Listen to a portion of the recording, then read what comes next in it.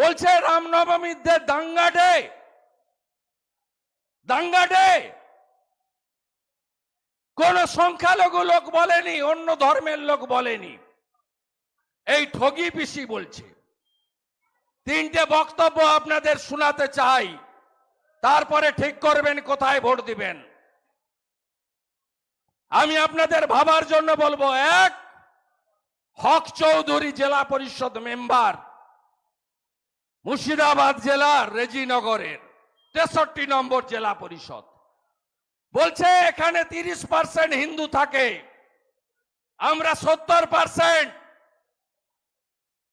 তোমাদের মন্দির ঢোকা বন্ধ করব, তোমাদের চামড়া তুলে দেব, তোমাদের মেরে গঙ্গায় ভাসাবো।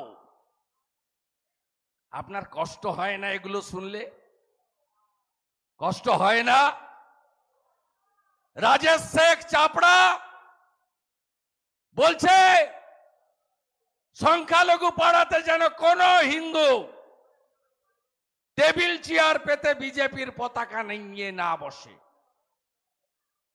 রানীনগর একের হেমতানগর পঞ্চায়েত প্রধানের স্বামী মহিলাদের বলছে কোন কোন মহিলা ভোট দেবে না তাকে দেখতে চাই। কি ভাষা! একটু আগে ভাইপো একটা ভিডিও ছেড়েছে, সন্দেশখালীর মন্ডল সভাপতি গঙ্গাধর কয়াল, তিনি বলছেন যে সব প্লট শুভেন্দু অধিকারী সাজিয়েছে, কিচ্ছু হয়নি। গঙ্গাধর কয়াল তারপরে আবার ভিডিও ছেড়ে বলছেন আমি এগুলো বলিনি, এটা তৃণমূলের প্ল্যান্টেড। এই চিটিংবাজ ভাইপো, আপনি এগুলো করে কিছু করতে পারবেন না। আপনার পিসিকে হারিয়েছি, আপনাকে জেলে পুরব, আপনার পিসিকে প্রাক্তন করব, বলে বলে করি আমরা।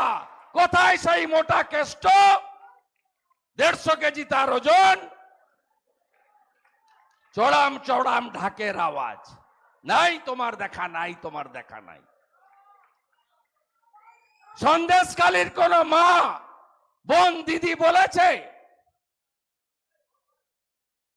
আই প্যাকেট ছোড়া আর পুলিশের দুটো বেটা আছে, একটা মেহেদি হাসান বসিরহাটের এসপি, আর একটা এসডিপিও আমিনুল, আর আপনার ওই কেনা পোষা প্রতীক জৈন আইপ্যাক।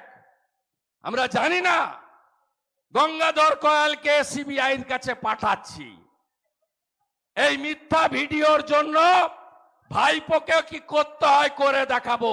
আমার নাম শুভেন্দু অধিকারী।